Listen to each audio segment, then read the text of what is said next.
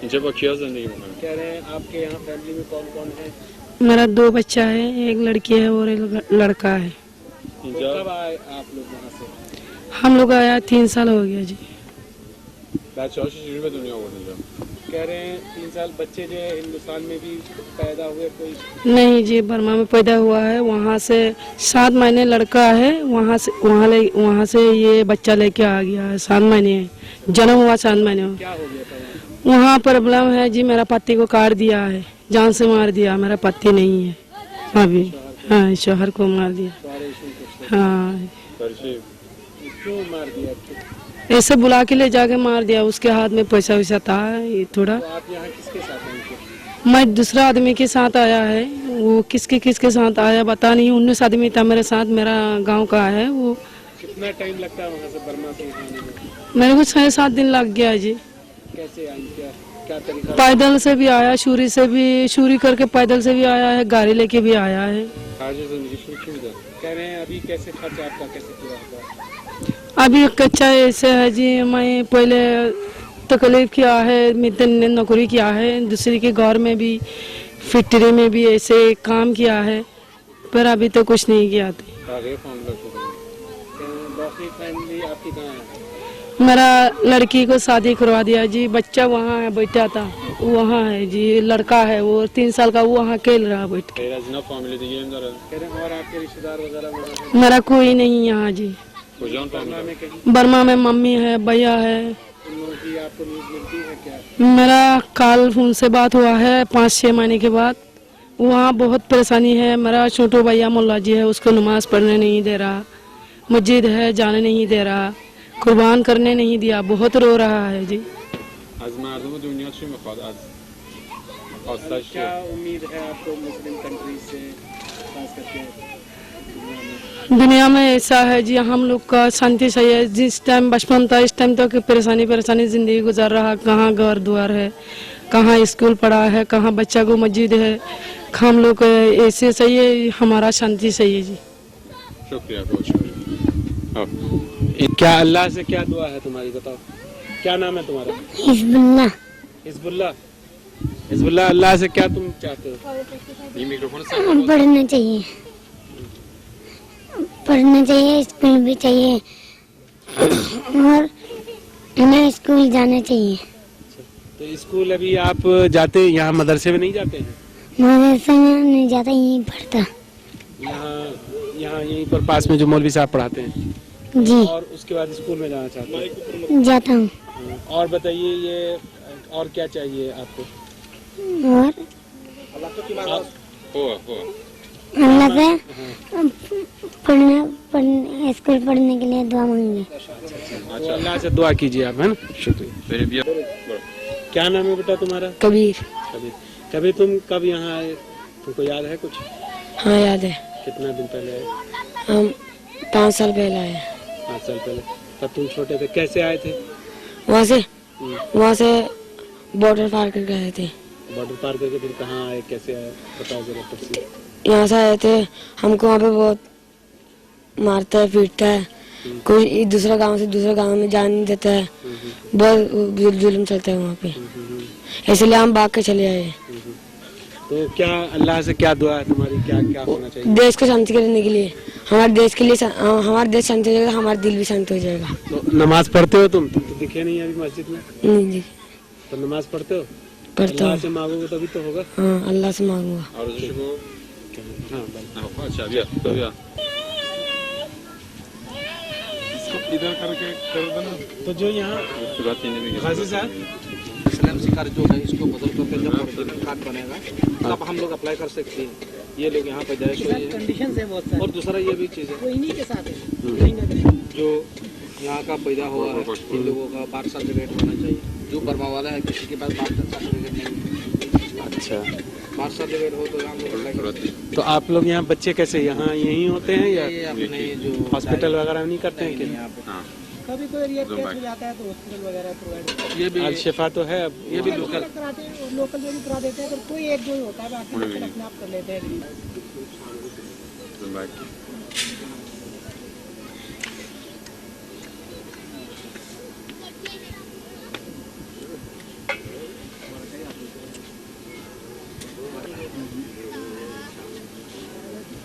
नबी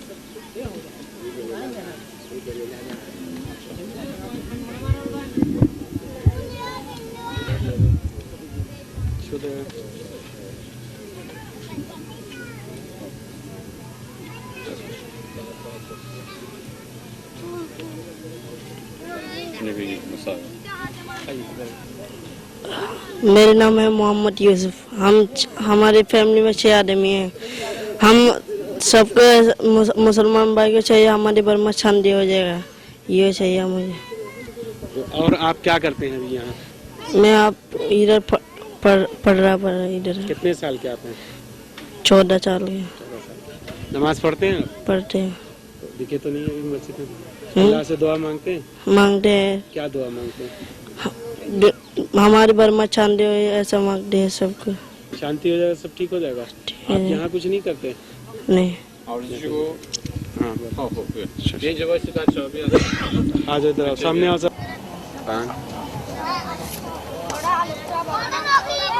अच्छा है, अच्छा है।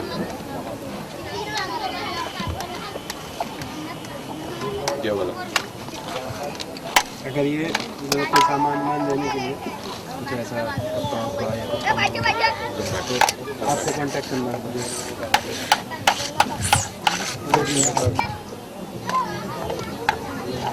बात करेंगे ये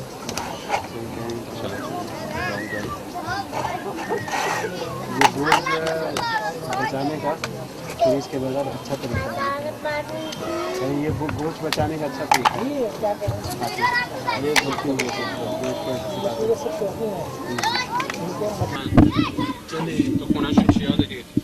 आप अपने बारे में बतलाएं कि क्या नाम हुआ आपका, कितने बच्चे हैं आपके, कब से यहाँ आए?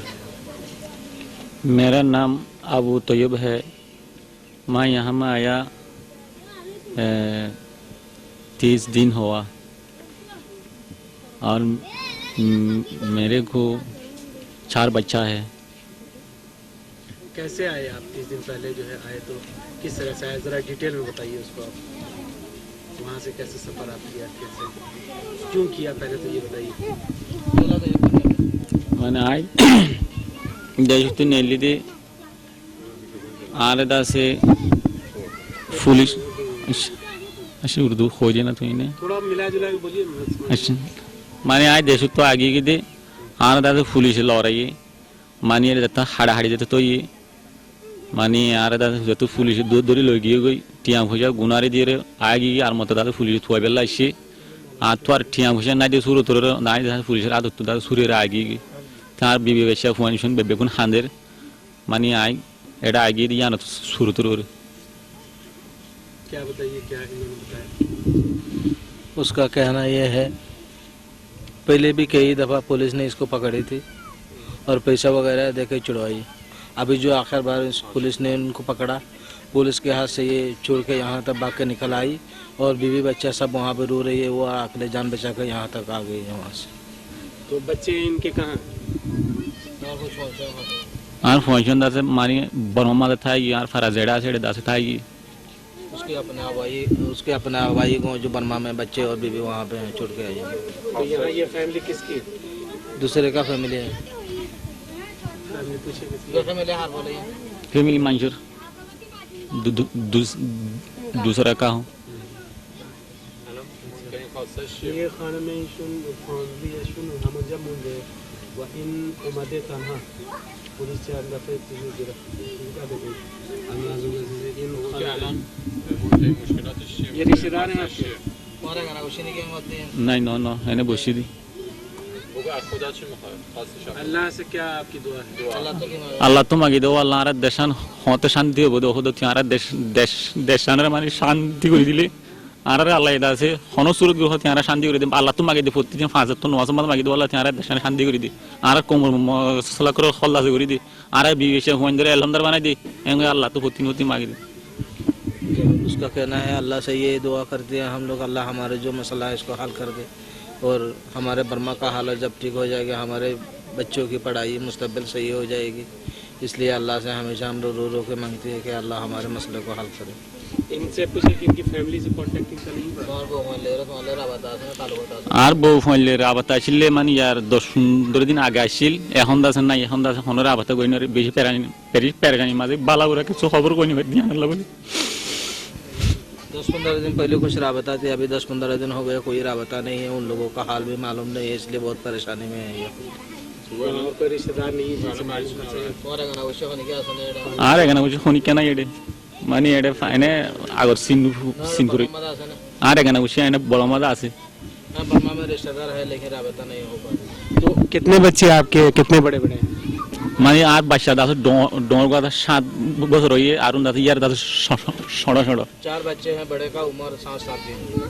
تو از اوضاعی که اونجا چی یادش میاد از وضعیتی که داشتن مسلمان‌ها تو به कह रहे वहाँ की क्या बातें आपको याद आती हैं? और यार हालत और संबंध तो होते हैं जुलूम जिले बर्मा ये संबंध बहुत किया रही आता है विषय ये আর अन्ना विषय आता है तो आते জুলুম মানে আর ধর্মের সুন্দরী পাবন্দির সাথে গৈত্য নদের আর মুসলমানি ধর্ম গৈত্য নদের ফুয়াইফেন্দের এলামদার বা নাইতে নদের সিরিফ উদিয়ান আর চিন্তা এই এরিয়া দেশ তো কোলাইতে নদের। इसको वो चीज बार बार याद आती है जो बर्मा में मुसलमान जो है अपने जो दीन के काम नहीं कर पा रही है, वहाँ सबको पाबंदी लगा रखी है, इसका बार बार याद आ रही है। जो वहाँ मुसीबत में है वह मुसलमान लोग اون که اونجا بیاد कितने दिन से यहाँ हैं आप? میانمار چی یادش میاد؟ हिंदी जानो ना হিন্দি না জানি বাংলা ভাষা बांग्ला भाषी है सर? এ ভাষা হিন্দি बांग्ला बांग्ला बोले আর বর্মার তো আগে গিয়ে মানে দেশত থাকি না পারে তো আর দেশের মধ্যে ডেমোক্রেসি আইন নাই, এক পারাত তো এক পারাত যাই না পারি এছাড়া টাঙ্গেরা পরে টকঞ্জা লাগে তো আর এখন নিজস্ব কাজকর্ম করি না পারি তাহলে আর হতে তোরা এদেশি নয়, এদেশি ন্যাশনালিটি নদে আর এদেশে এখন আইডি কার্ড নদে তো আর হিন্দুস্তানও তাই দেশ আগাবরা ঘুরিয়ে বেড়াই পারি আর দেশত তারা বেড়াই না পারি তো আর দেশত এক পারাত গিলে মতো আর দৌড়ি ফেলে বা দৌড়ি যাই জুলুম করে মারধর করে। क्या बता रहे? इसका कहना है हम लोग वहाँ का पैदाइश है लेकिन फिर भी हम लोगों का वहीं कोई हुकूक नहीं है।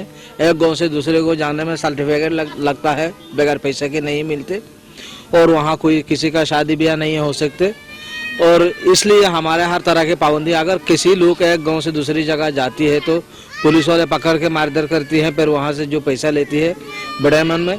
और हम लोग जब हिंदुस्तान में आए, हिंदुस्तान की सारी जगह को जा सकती है लेकिन हमारे यहाँ कोई पूछताछ करने वाला पाबंदी नहीं है यहाँ पे, इसलिए हम लोग वहाँ से अपने देश को छोड़ के यहाँ आए हैं।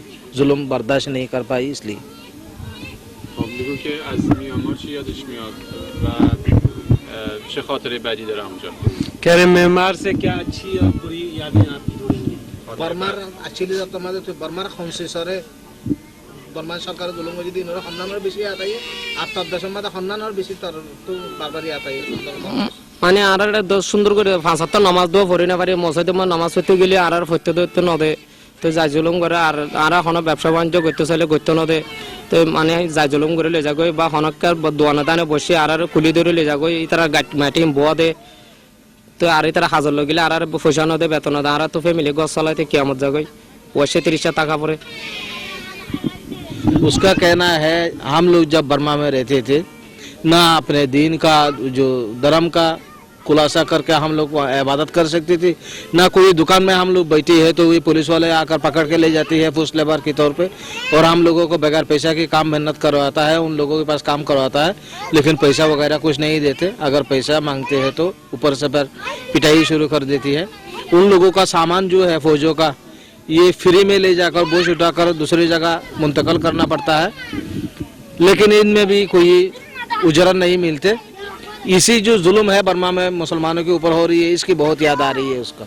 और अच्छी बात क्या याद है बाकी? बर्मा तो बेশি ফেট ফুরাতে बर्मा ला হনসেসান অতর নিজের নিজের নাকি হাড়া জন্মস্থান দেশ তারা দেশে কলাই না পারি তারা মানে দেশে তা নবানার দেশে তা নহর এদেশে তো হইতে চলে আর মাইদর ঘরের হাড়াছিরা ঘরের তো তার মা বাপে হাড়ি ছিড়ি ফেলাইয়ে তো ইয়ে জ্বালা সই না পারে আর এখন ডলে ফারান বাসাইরে জান বাসাই কুলা আগে হাড়ি ফেলাই।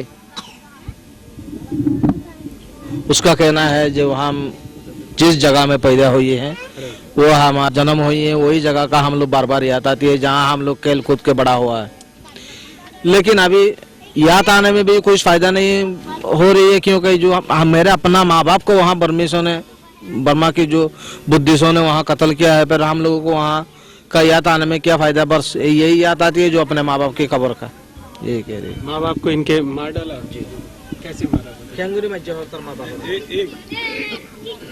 ना सगळे दरले जर गुली गुली मारी पेले तो आरा साहित्य जाने पारी आड़े साहित्य आता भाषा यो जाने पारी तो जी आरा जाते चले आरा रे मारी फेली तो आरा खनर डले फरान बासारे जाब दे रे क्योले जिके आइ पे जे दूर था आगे की दिरी एड़ा आगे की दिरी।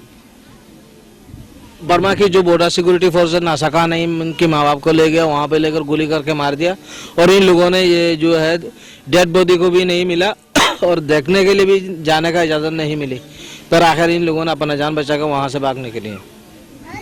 अच्छा, सवारी लेकर के सवारी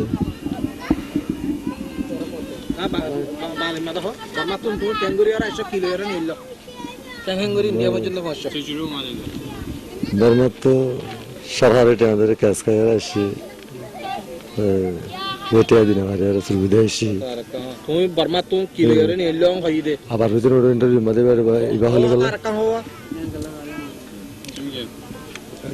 तो बर्मा तुम समझो तो क्यों करे किलो नॉले ऐसी बर्मा तो नॉले ऐसी और बांग्लादेश अरे बांग्लादेश तो बाद 7 दिन उतर इंडिया ऐसी। वो उसका कहना है बर्मा से जो रात की सहारा लेके किश्ती में फरार होकर बांग्लादेश आई, बांग्लादेश में 2-4 दिन लगा और वहाँ से गाड़ी में सवार होकर बॉर्डर तक आई हिंदुस्तान की, फिर वहाँ कलकत्ता से ट्रेन पकड़ के यहाँ तक आ गई। तो طول مسیر چه سختی‌هایی کشیدن، چه مشکلاتی داشتن؟ क्या रास्ते में किस तरह की प्रॉब्लम है? बहुत रास्ता मदा होना रास्ता मदा होना वैसे नहीं, कोई प्रॉब्लम नहीं है। प्रॉब्लम نداره.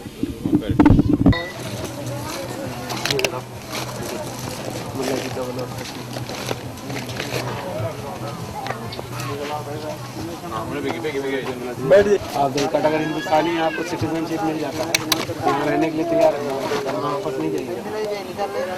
अगर मिल जाते हैं सिटीजनशिप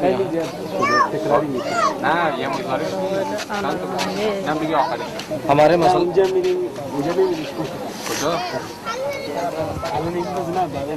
हमारे मसला यहाँ जो बदमाश है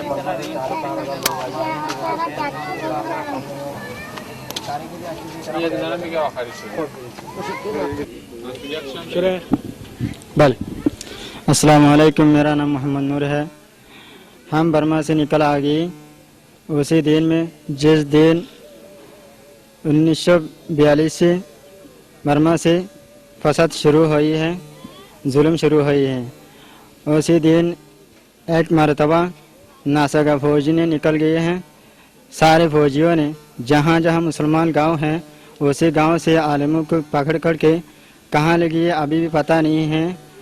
एक गांव के अंदर 750 आलिम हाफिज इकट्ठा करके एक ही गड्ढा में गोली मार के ख़त्म कर दे दिए हैं। इसके बाद हम मदरसा में पढ़े हैं। मदरसा से निकलने के बाद जो बांग्लादेश में आए हैं, बांग्लादेश कई दिन रुककर हिंदुस्तान में आ गई। हिंदुस्तान मुसलमान बर्मा में रहने के लिए कोई मुसलमान के लिए कोई हक नहीं है, कोई हकदार नहीं है। बर्मा वालों ने ऐसे कह रही हैं मुसलमान यहाँ का बाशिंदा नहीं है, कोई हिंदुस्तान से कोई बांग्लादेश से यहाँ आई है, यहाँ बर्मा वाले नहीं है। मुसलमान यहाँ से निकलना आमन है, अगर से यहाँ रह जाएगी वो कत्लेआम हो जाएगी। यो उसी टाइम में ऐसी फसाद में बर्मा से निकल आ गई सारे मुसलमान।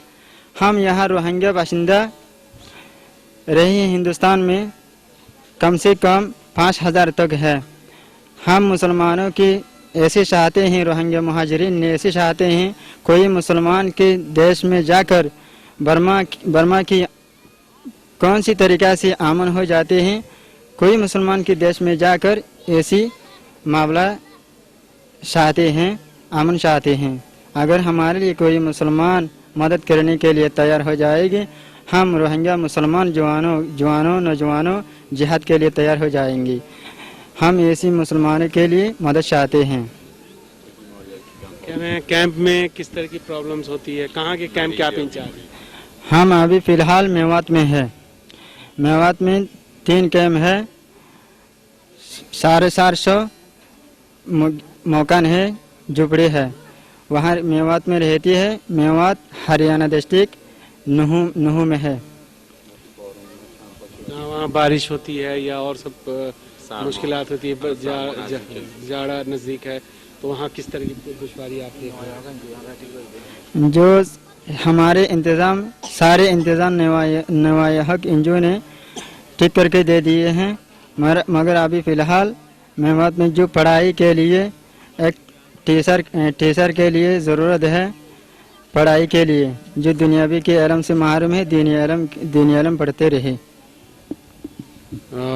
क्या मतलब और दूसरे मुस्लिम कंट्री से आपकी क्या उम्मीद है?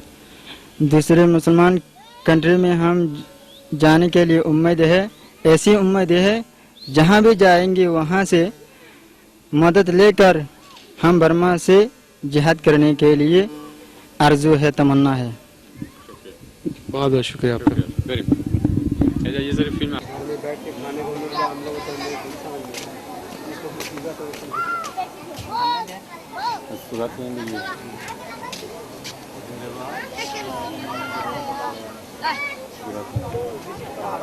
चलो समझ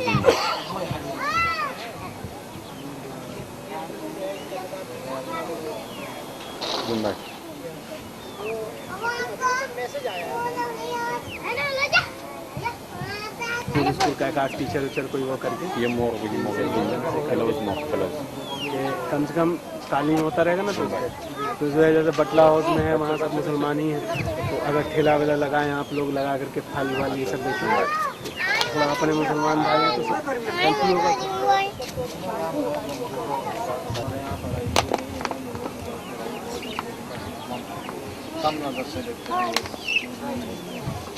वहीं आप देखते ना, अगर बर्मा में आप लोगों का अच्छा एजुकेशन अच्छे गवर्नमेंट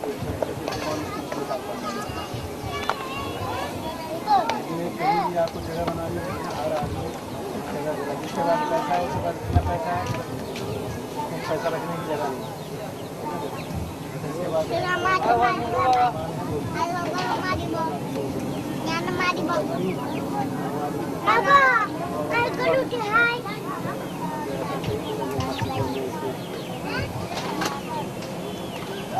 आपका तो नंबर है मेरे पास।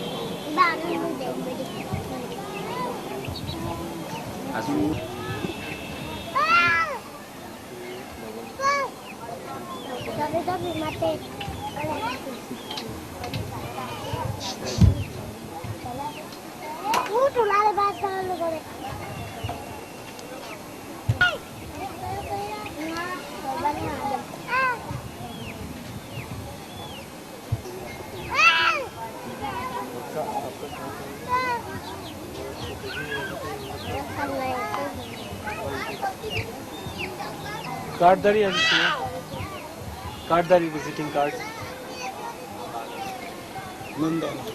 देखिए।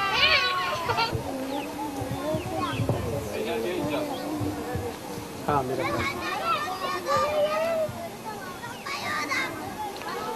शर्ट सीधे हाँ ना तो क्या ला रहा हूँ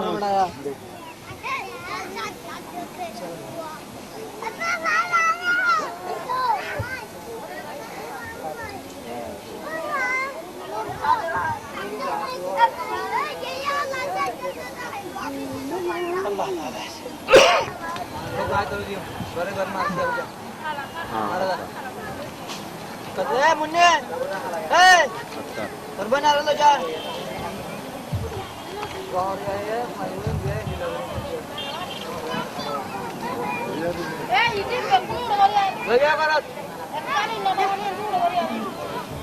از این بچه ها برو بیا رو بچه ها بعد برو خوش حالا برو خوش اسلو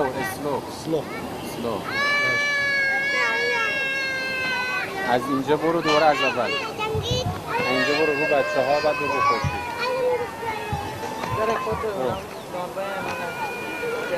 برو بچه ها برو آرام آرام آرام برو خوشی آرام آرام آرام آرام آرام ठीक है अच्छा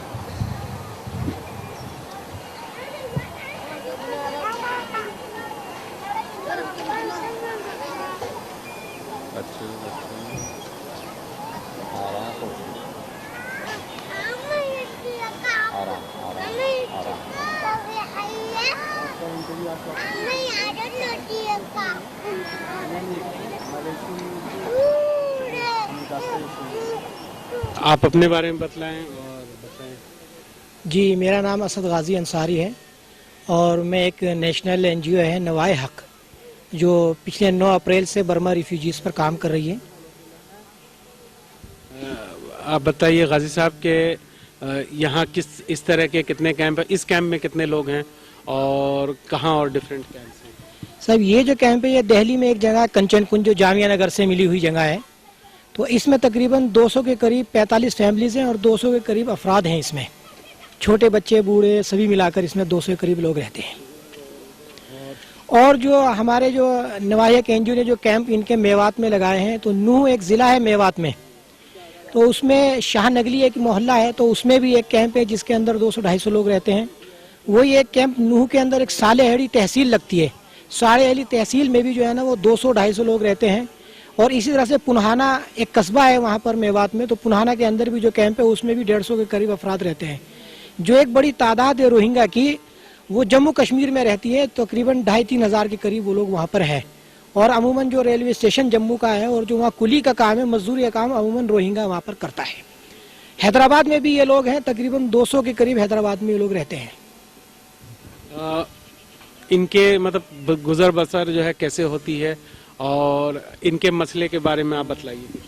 सब जब ये इब्तदाई दौर में दिल्ली आए और 9 अप्रैल को ये लोग दिल्ली आते हैं और दिल्ली में फिर अखबारात के जरिए से जैसे हमें इत्तला मिलती है, तो अगले दिन हम जाते हैं, मालूम होता है कि ये UNHCR के दफ्तर के सामने एहतजाज पर बैठे हुए हैं, धरने की शक्ल में एक प्रोटेस्ट वहाँ कर रहे हैं और UNHCR से डिमांड कर रहे हैं कि हमें रिफ्यूजी स्टेटस यहाँ दिया जाए। उसकी जब खबर हमें मिलती है तो हम लोग इनकी अपनी पूरी यूनिट के साथ वहाँ जाते हैं, देखते हैं कि बड़ी बुरी हालत में है और धूप है, शिद्दत की गर्मी पड़ रही है। उस शिद्दत की गर्मी में इनके पास कोई साया नहीं है, कोई शेल्टर नहीं है। एक 15 फीट की चौड़ी गली में और 60 फीट लंबी गली में लोग वहाँ पड़े हुए हैं। तो हमने आनन फानन में, अब जो हमारा जामिया नगर हल्का है, दिल्ली का एक ज़िला पड़ता है ये, उसमें आकर हमने अपने साथियों से मशवरा करते हैं कि विद इन टाइम कैंप लगाते हैं इनके रिलीफ के लिए। और अल्लाह का शुक्र है कि मुसलमानों ने फिर बेपनाह इनके रिलीफ देते हैं और थोड़ा बहुत इनके लिए वहाँ साए का इंतज़ाम किया जाता है। और ये पूरे 20-22 दिन तक ये लोग वहाँ पर 15 मई तक ये लोग प्रोटेस्ट करते रहते हैं। UNHCR ने इन बर्मा रोहिंग्या को, जो रिफ्यूजी है की हैसियत से दिल्ली में आए थे, इनको एक सिंगल पेन किलर भी, बर्मा रोहिंग्या रिफ्यूजी को सिंगल पेन किलर भी UNHCR ने, अक़वाम मुत्तहिदा के इस इदारे ने जिसका काम ही इंसानी हकूक पर काम करना है, इनको एक सिंगल पेन किलर भी उनको नहीं दिया है। और इनका जो बुनियादी हक था हिंदुस्तान में आने के बाद एसाइलम कार्ड बनाने का, रिफ्यूजी कार्ड बनाने का, वो भी नहीं दिया है। वो तो जब NGOs और दीगर दूसरे मुस्लिम इदारों ने जब उस पर जोर बनाया है, भारत सरकार पर जोर बनाया, तब कहीं जाके UNHCR ने इनको एसाइलम कार्ड देना शुरू किया है। कह रहे हैं अभी ये जो जाड़ा सामने आ रहा है, तो किस तरह के मुसीबत आप सामने देख रहे हैं? अभी पीछे तो चूंकि गर्मी पड़ रही थी, तो इनके ऊपर साए की जरूरत थी, तो वो तो NGO ने लोगों से अपील करके इसमें जो है ना इनकी मदद कराई है। और लोगों ने खुदा का और दूसरी NGOs ने भी और नवाए हक NGO ने भी जितना हो सकता है ज़्यादा से ज़्यादा इनकी मदद करी है। लेकिन अभी हालिया जो आसाम में जो फसाद हुआ है, उस आसाम में मुसलमानों की एक बड़ी रकम जो है ना उनकी मदद के लिए चली गई है। और अभी हम परेशान हैं इसलिए कि अभी 2-3 दिन के बाद जो सर्दी सख्त दिल्ली में पड़ने वाली है और उस सर्दी में छोटे छोटे बच्चे हैं, अभी हम इनके लिए इंतज़ाम लिहाफ का, गद्दों का या कोई ऐसी चीज़ का, रज़ाई का इंतज़ाम नहीं कर पा रहे हैं। और मुस्तकिल इनकी हमसे डिमांड है कि हमें 2000 से ज़ायद हमें लिहाफ चाहिए, ताकि हम इन बच्चों के सर पे जो है ना वो लिहाफ वगैरह ओढ़ सकेंगे और ताकि इस शिद्दत वाली आने वाली सर्दी जो है उससे बच सकें।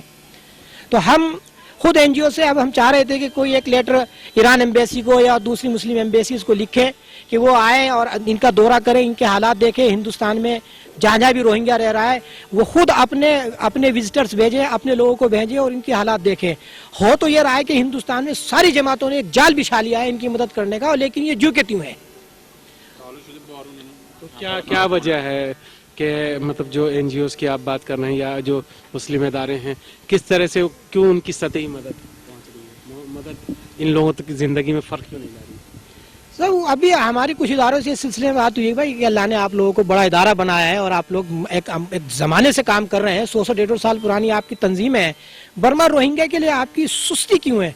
तो वो दबे अल्फाज में कहते हैं कि साहब कि ये लीगल इशू है, ये लीगल इशू है और ये इनमें से जो लोग जो है ना गैर कानूनी तरीके से हिंदुस्तान में आए हैं, तो हमारा उनसे कहना होता है भाई जब जान बचा के जब आएंगे तो पासपोर्ट लेकर कोई आएंगे, तो आएंगे तो अगर कानूनी तरीके से, उसका एक सिंपल तरीका ये है कि यूएनएचसीआर से मिलकर इनके रिफ्यूजी कार्ड बनवाया जाए ताकि इनको एक कानूनी हैसियत मिल जाए। उस पे वो सुस्त रहते हैं, उस पे कहते हैं कि साहब ये लीगल इशू है, इस पे हम बहुत ज्यादा इनकी मदद नहीं कर सकते। और जितनी हमसे हो सकती थी इब्तदाई दौर में हमने इनकी मदद करी है। अब बिल्कुल हिंदुस्तानी जितनी भी जमातें हैं वो पूरी तरह से खामोश है, पूरी तरह से खामोश है।